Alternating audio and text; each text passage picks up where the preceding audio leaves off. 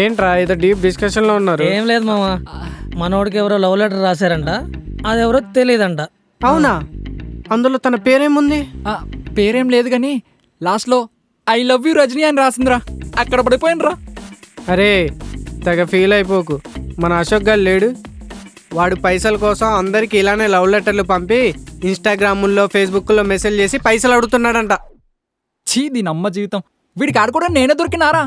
ఎలా ఎలా మామ, ఐ లవ్ యూ రజనీ అనగానే పడిపోయావా?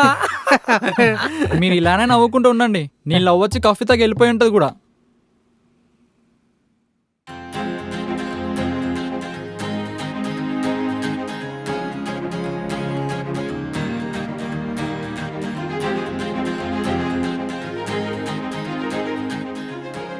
మామ ఈరోజు తనకి ఎలాగైనా లవ్ ఓకే చెప్పించాలి మామ. ప్లాన్ అంటే చెప్పు మామ.